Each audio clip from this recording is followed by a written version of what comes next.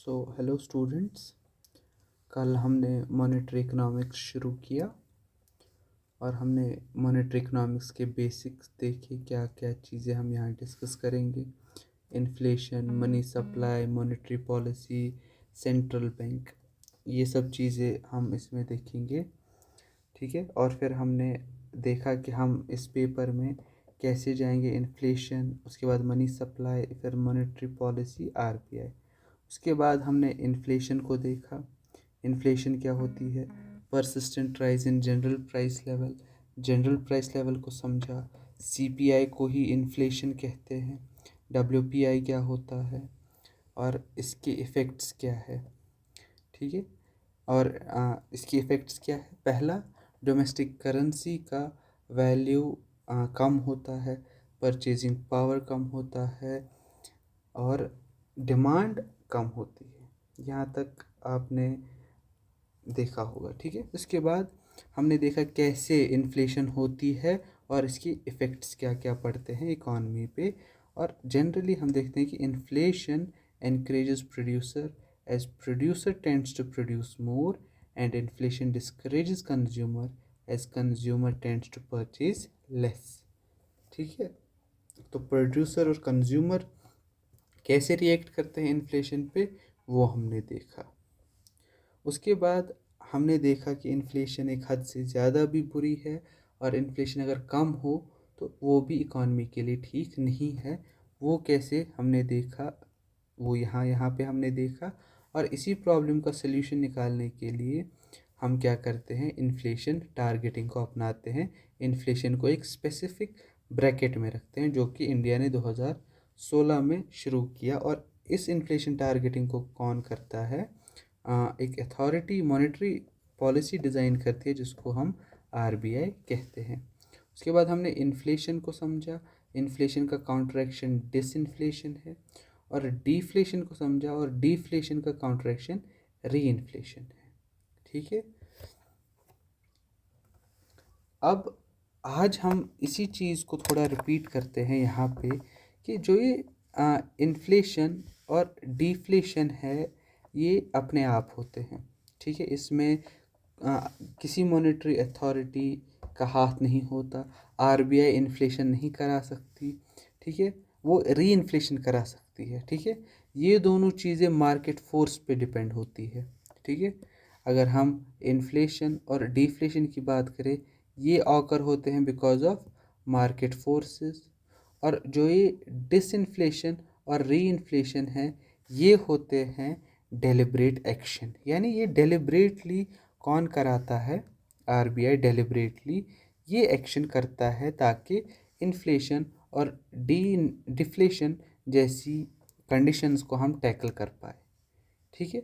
Inflation and deflation are caused because of market forces. Disinflation and reinflation are deliberate actions by RBI। ठीक है। Graph से हम समझते हैं इन्फ्लेशन डिफ्लेशन का कंसेप्ट।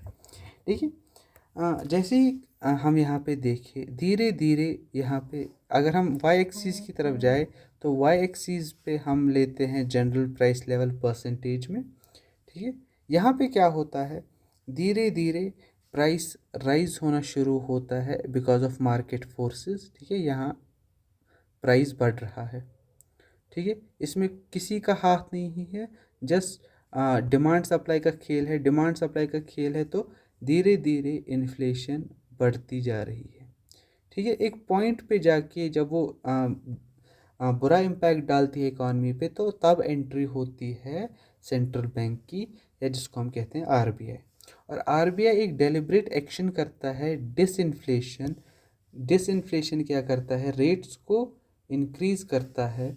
और जैसे ही रेट्स को इंक्रीज करता है, पैसा मार्केट में कम होता है, तो धीरे धीरे प्राइसेस डिक्रीज होना शुरू होती है। ठीक है।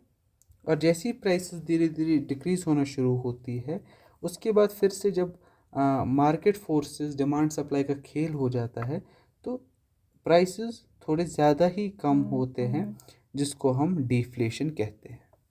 ठीक है। तो जैसे ही डिफ्लेशन प्राइसेस बहुत कम हो जाती है, फिर से आरबीआई की एंट्री होती है। और आरबीआई अब प्राइसेस को इंक्रीज़ करना चाहता है, और यहाँ पे वो री इन्फ्लेशन करता है, डेलिब्रेट एक्शन, दैट इज़ वो रेट्स को कम करता है। ठीक है, यहाँ पे आप समझ सकते हैं ये जो डिसइन्फ्लेशन और री इन्फ्लेशन है रेड कलर से, ये डेलिब्रेट एक्शंस है, और इन्फ्लेशन और डिफ्लेशन मार्केट फोर्सेस की वजह से जन्म लेते हैं। ठीक है, तो ये ग्राफ है जहाँ पे आप इन्फ्लेशन, डिसइन्फ्लेशन, डिफ्लेशन और री इन्फ्लेशन को समझ सकते हैं।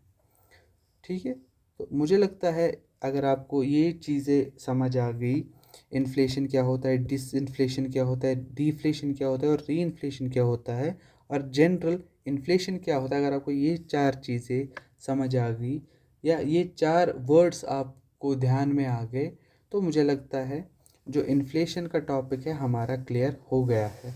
बाकी जो एक कॉम्प्लेक्स चीज़ें हैं यहाँ पे, तो ये मॉनेटरी पॉलिसी में हम फिर से देखेंगे कैसे इन सब का मैकेनिज़्म होता है। बस इतना जो इम्पोर्टेंट है यहाँ पे, इन्फ्लेशन क्या होता है, इन्फ्लेशन क्या करती है, इनकरेज करती है प्रोड्यूसर को और डिस्करेज करती है कंज्यूमर को।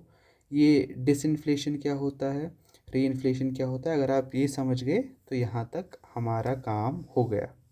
अब जो सेकंड जो हमें इन्फ्लेशन के बाद चलना था, वो चलना था मनी सप्लाई पे। ठीक है, तो अब हम मनी सप्लाई को देखते हैं। तो ठीक है, अब हम देखते हैं मनी सप्लाई क्या होती है। तो जो ये मॉनेटरी पॉलिसी है, ये क्या है, ये एक इकोनॉमिक पॉलिसी है जिसको कौन डिज़ाइन करता है, मॉनेटरी पॉलिसी कमेटी इसको डिज़ाइन करती है। ठीक है, ये एक कमेटी होती है जो फ्रेम की जाती है इस मॉनेटरी पॉलिसी को डिज़ाइन करने के लिए। अब इंडिया में इस मॉनेटरी पॉलिसी का जो मेन फोकस होता है, इन्फ्लेशन होता है, जो कि मैंने आपको बताया कैसे होता है और क्यों होता है, इन्फ्लेशन क्यों इतना इम्पोर्टेंट है। और मनी सप्लाई और इन्फ्लेशन को रेगुलेट करने के लिए हम मनी सप्लाई को रेगुलेट करते हैं, जो कि मैंने अभी आपको यहाँ पे समझाया कि कैसे इन्फ्लेशन को अगर हमें देखना है तो उसको मनी सप्लाई से रेगुलेट करना पड़ेगा। चेंज अगर हम मनी सप्लाई को करेंगे तो चेंज इन इन्फ्लेशन अपने आप होगा।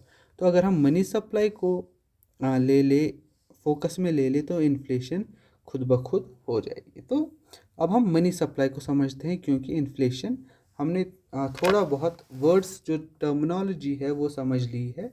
तो अब हम देखते हैं मनी सप्लाई क्या होती है और मनी सप्लाई को हम कैसे रेगुलेट करते हैं। ठीक है, अब मनी सप्लाई क्या होती है, मनी सप्लाई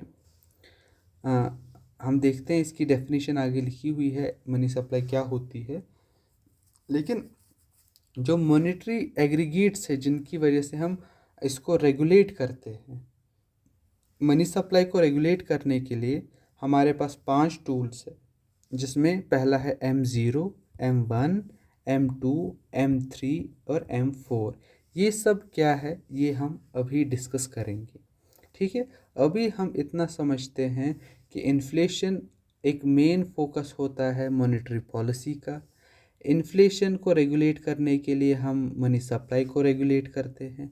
और मनी सप्लाई क्या होती है, ये 5 मॉनेटरी एग्रीगेट्स होते हैं जो M0 से शुरू होकर M4 तक जाते हैं। ठीक है, अगर हम इनको रेगुलेट करें तो मनी सप्लाई रेगुलेट होगी, मनी सप्लाई रेगुलेट होगी तो इन्फ्लेशन अपने आप रेगुलेट होगी। ठीक है, अब मनी सप्लाई जो इंडिया में है किस तरीके से होती है, तो मनी सप्लाई के लिए इंडिया में 2 एक्ट बने हैं। एक है इंडियन कॉइनेज एक्ट 2011 का और एक है आरबीआई एक्ट 1934 का, जिसकी वजह से आरबीआई जो सेंट्रल बैंक है वो एस्टैब्लिश हुआ था इंडिया में।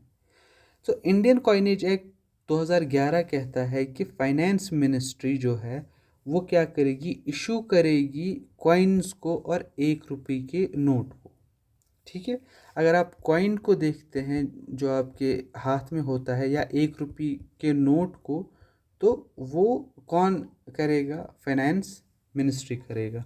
और 1 रुपये से ज़्यादा के जो वैल्यू के नोट्स है यानी 2 रुपए से शुरू जो होते हैं उससे ज़्यादा वो आरबीआई पब्लिश करेगा, ठीक है। और इन दोनों का डिस्ट्रीब्यूशन सिर्फ आरबीआई ही करेगा, ठीक है।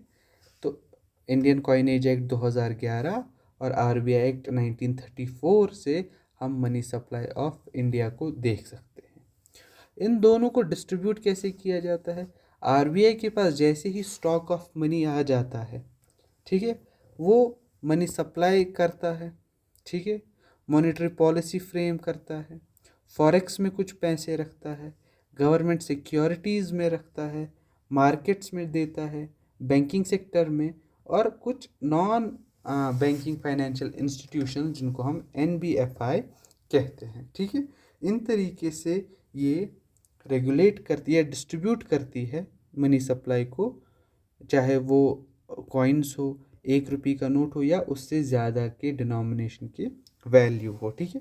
मनी सप्लाई, मॉनेटरी पॉलिसी, ठीक है, ये दोनों जुड़े हुए हैं। फॉरेक्स यानी foreign exchange reserves, government securities जैसे बिल है या बॉन्ड है, इसमें इन्वेस्ट करती है।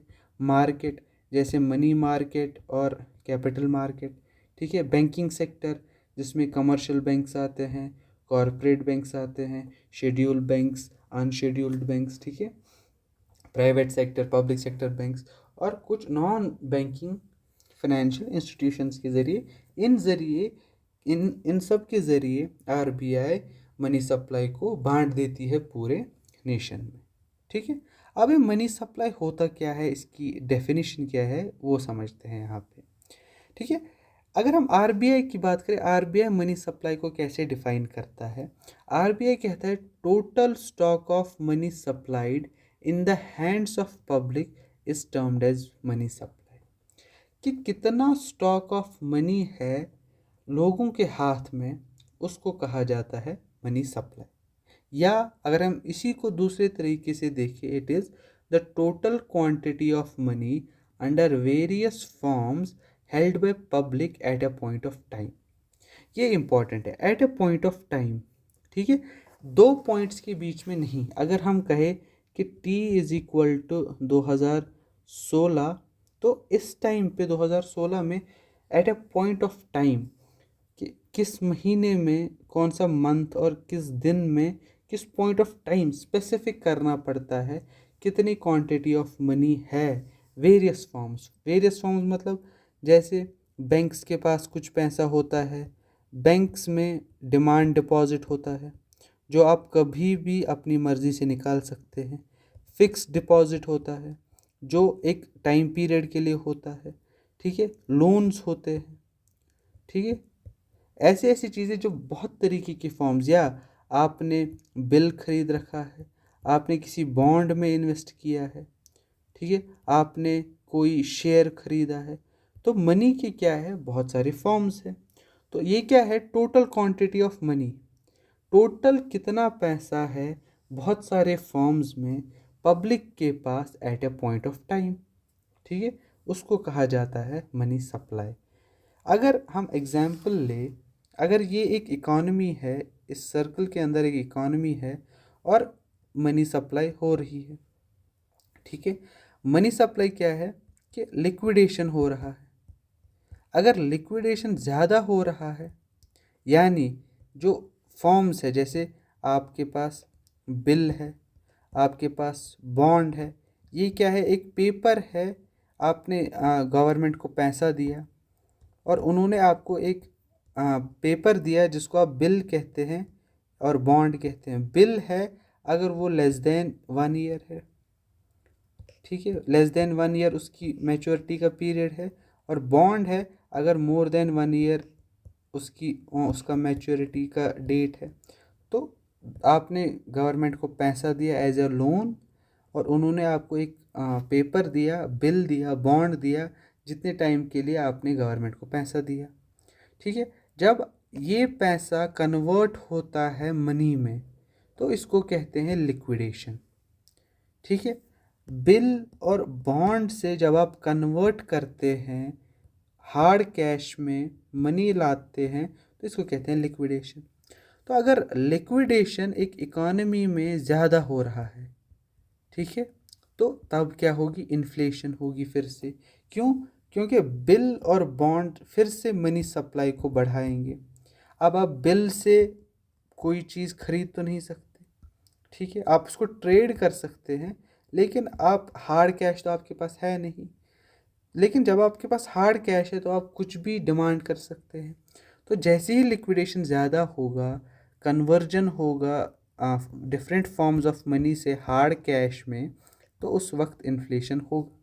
लेकिन अगर लिक्विडेशन कम हो रहा है, लोग इन्वेस्ट करते हैं लॉन्ग पीरियड ऑफ टाइम के लिए, तो तब डिफ्लेशन होता है। अगर इन्वेस्टमेंट बहुत शॉर्ट टाइम के लिए है तो इन्फ्लेशन का खतरा होता है, और अगर लिक्विडेशन कम हो तो डिफ्लेशन का होता है। और इसी चीज़ को इस इकॉनमी में जो मैनेज करता है उसको कहते हैं आरबीआई। और आरबीआई में कौन करता है? उसको कहते हैं department of currency management, DCM. एक डिपार्टमेंट है आरबीआई के अंडर। ये क्या करता है? Use of tools, monetary tools का इस्तेमाल करता है, जिससे रेगुलेट होती है मनी सप्लाई, और इसी के ज़रिए वो ब्रैकेट करता है इन्फ्लेशन को। और जो ये टूल्स होते हैं इनको कहते हैं मॉनेटरी एग्रीगेट्स, ठीक है, monetary aggregates. Department of currency management RBI के अंडर एक डिपार्टमेंट है जो इस चीज़ पे कंटिन्यूसली नज़र रखता है कि लिक्विडेशन हो रहा है। इन्फ्लेशन और डिफ्लेशन पे आप मान लीजिए कि वो नज़र रख रहा है। लिक्विडेशन का इतना ही मतलब है कि conversion into hard cash, different forms से कन्वर्जन जब होता है हार्ड कैश में, तो तब आप क्या करते हैं?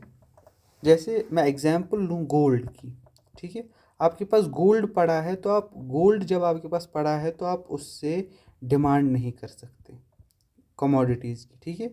डिमांड क्यों नहीं कर सकते? क्योंकि आप गोल्ड लेके शॉपिंग नहीं करते, ठीक है। अगर आपको शॉपिंग करनी है तो आपको गोल्ड कन्वर्ट करना पड़ेगा कैश में, और ये जो गोल्ड कन्वर्ट होता है कैश में, इसी को कहते हैं लिक्विडेशन, ठीक है, इसी को कहते हैं लिक्विडेशन।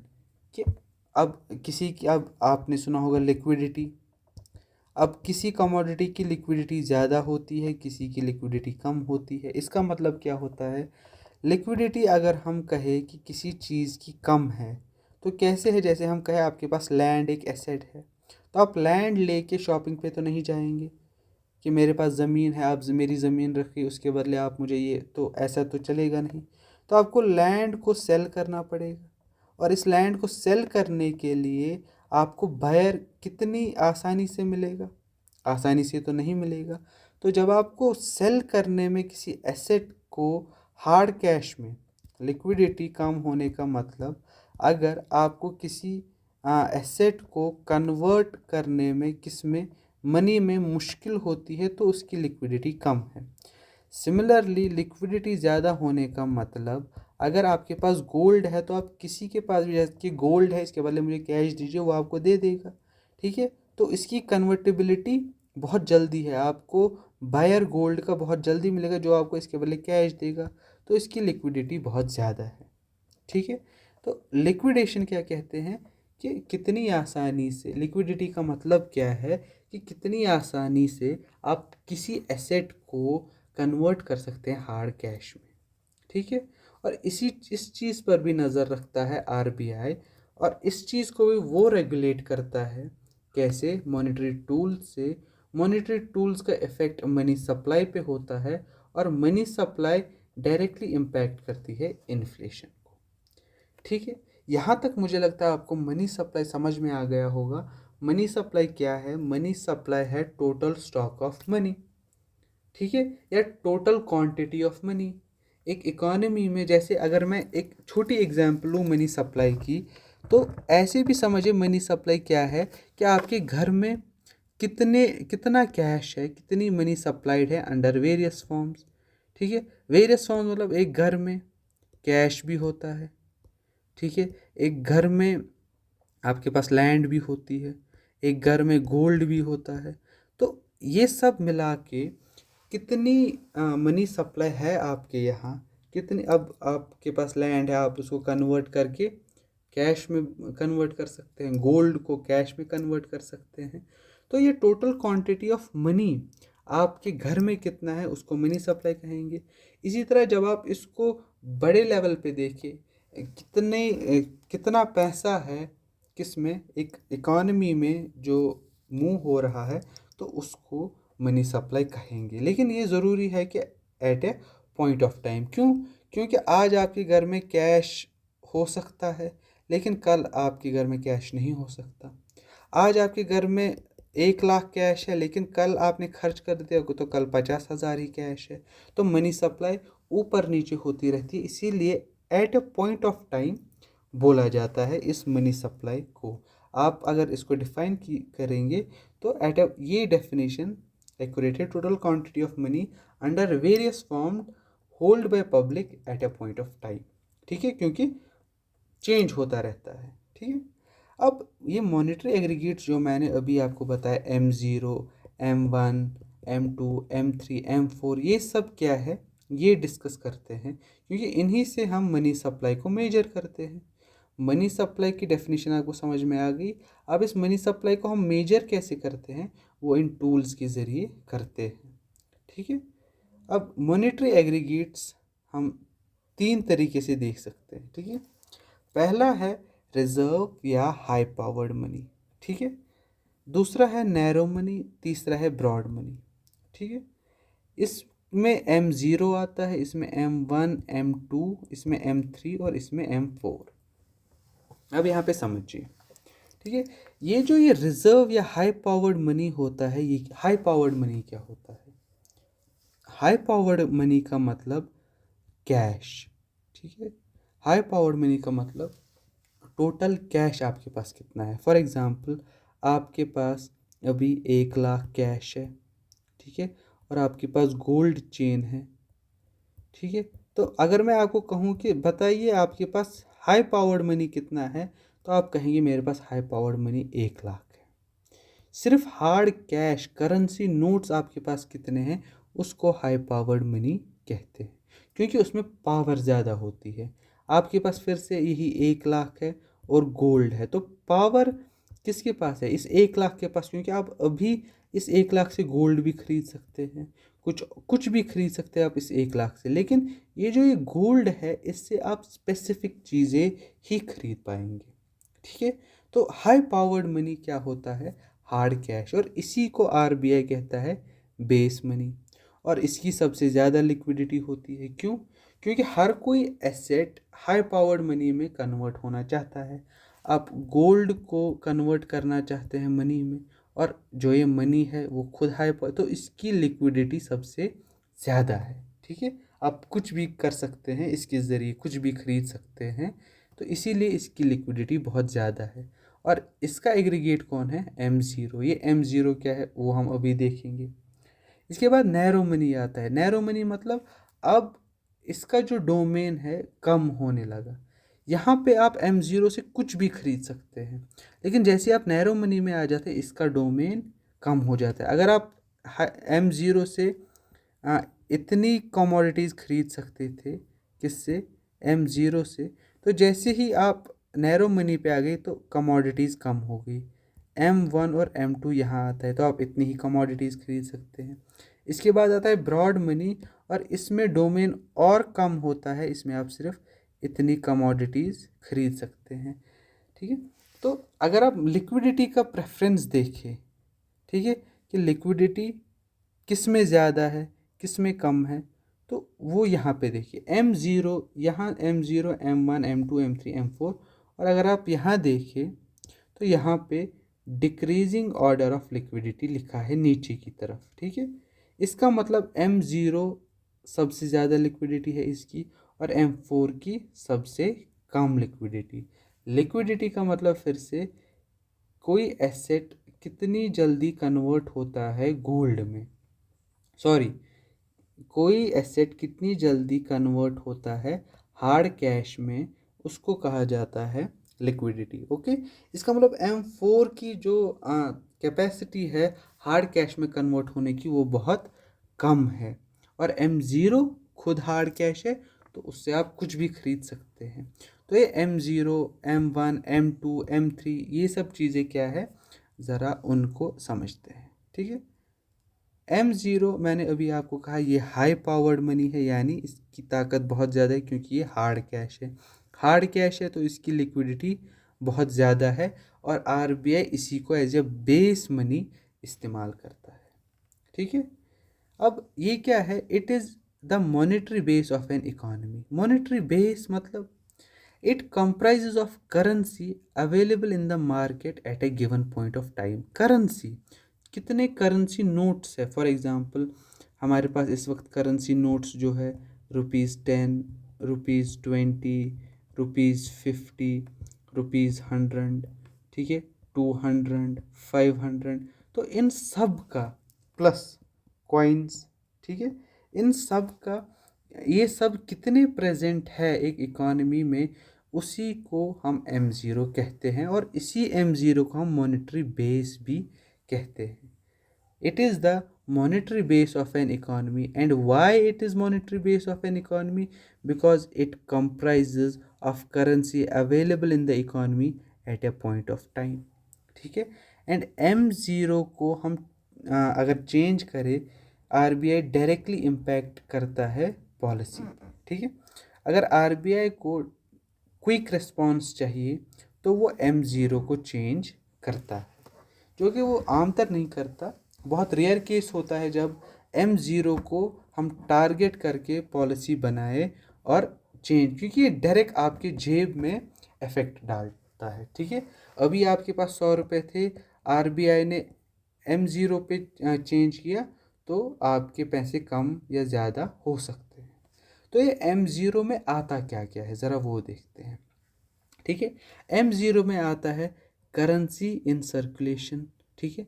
करेंसी सर्कुलेशन में कितनी है, पैसा कितना है, हार्ड कैश जो है, पेपर करेंसी कितनी है, यानी करेंसी विथ पब्लिक, पब्लिक के पास कितनी करेंसी है, और डिमांड डिपॉजिट बैंक्स के पास कितनी है।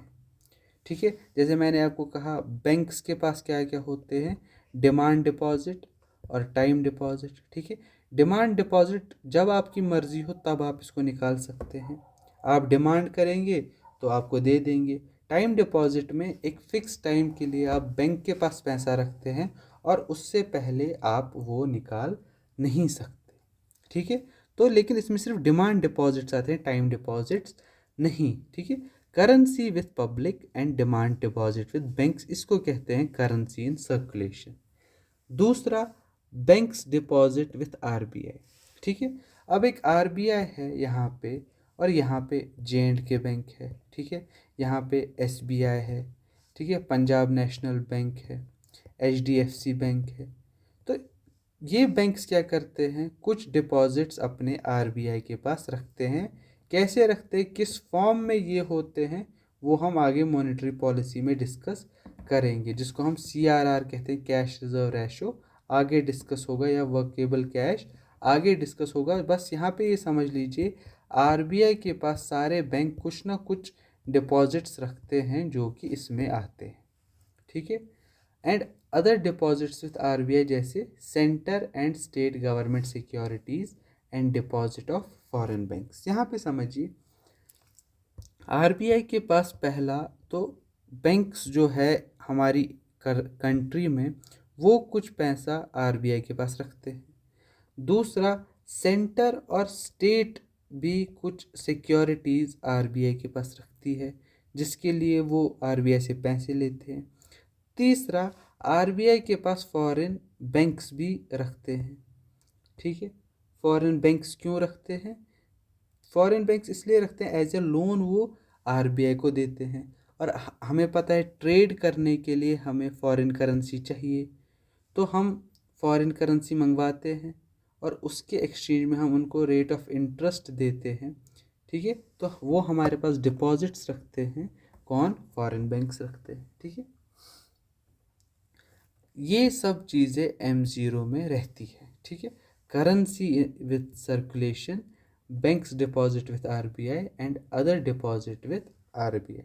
ठीक है। M0 क्या होता है, हाई पावर्ड मनी। इसमें हम सिर्फ कैश को देखते हैं, और वो ये क्या करता है, डायरेक्टली इम्पैक्ट करता है पॉलिसी पे। ठीक है। मुझे लगता है आज के लिए इतना काफ़ी है। आप इसको थोड़ा रिवाइज कीजिए M0 को, और इनको थोड़ा M1 M2 इन सब टर्म्स के साथ आप कंफर्टेबल होना शुरू कीजिए। ठीक है। बहुत बारी बारी जो ये टर्मिनोलॉजी है इसकी बहुत भारी है, तो आप इस चीज़ को समझिए। आप फ़िलहाल इन्फ्लेशन को देखिए, वापस से डिसइन्फ्लेशन को देखिए, डीफ्लेशन को देखिए, री इन्फ्लेशन को देखिए। उसके बाद मनी सप्लाई के साथ थोड़ा कंफर्टेबल होना शुरू कीजिए। और लिक्विडिटी, मैंने आज आपको लिक्विडिटी बताया, और ये M0 M1 M2 M3 M4 इन सब के साथ थोड़ा आप कंफर्टेबल होना शुरू कीजिए। और नेक्स्ट लेक्चर में हम नैरो मनी को समझेंगे, ब्रॉड मनी को समझेंगे, और करेंसी और मल्टीप्लायर के साथ हम नेक्स्ट लेक्चर में मल्टीप्लायर तक देख लेंगे। और फिर हम मॉनेटरी पॉलिसी को स्टार्ट करते हैं, जहाँ से हमारा जो समझने का, जो सारी चीज़ें जो कनेक्ट होंगी, जो यहाँ पे अभी आपको कन्फ्यूजन कर रही है इन्फ्लेशन और मनी सप्लाई में, उसके बाद सारी चीज़ें सेंस बनाना शुरू करेगी। हर एक चीज़ का मतलब आपको समझ में आना शुरू होगा। परेशान होने की ज़रूरत नहीं है। अगर आपको कोई चीज़ परेशान कर रही है तो टेंशन मत लीजिए। धीरे धीरे जैसे जैसे आप आगे बढ़ेंगे तो चीज़ें आसान होना शुरू हो जाएंगी। ठीक है। तो take care, best of luck.